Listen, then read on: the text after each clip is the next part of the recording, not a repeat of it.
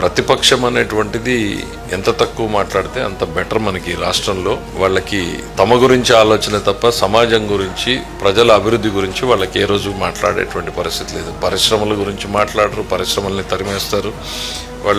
వాళ్ళకి ఒకసారి షెడ్యూల్ మా కమిషనర్ గారు తీస్తున్నారు. మార్నింగ్ 6:40కి వాళ్ళది పికప్ అయితే నైట్ 9 o'clockకి మళ్ళీ రిటర్న్ హోటల్కి వచ్చేలాగా వాళ్ళ ప్రోగ్రామ్ డే 1 మా మంత్లది. రెండో రోజు లాబీలో ఫస్ట్ టు గ్యాదర్ అట్ 7:45కి స్టార్ట్ అయితే ఈవినింగ్ 17 hours 5 o'clockకి మళ్ళీ రిటర్న్ వచ్చారు.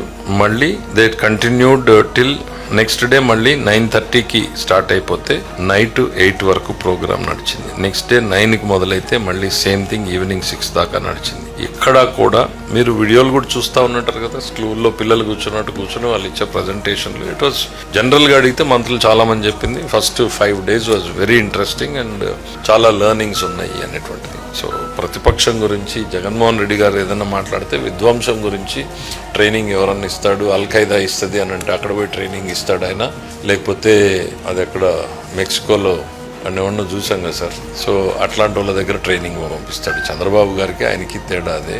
జగన్మోహన్ రెడ్డి గారు పంపించాల్సి వస్తే ఆయన అల్-ఖైదా దగ్గరకో ఇంకెక్కడికో పంపిస్తాడు.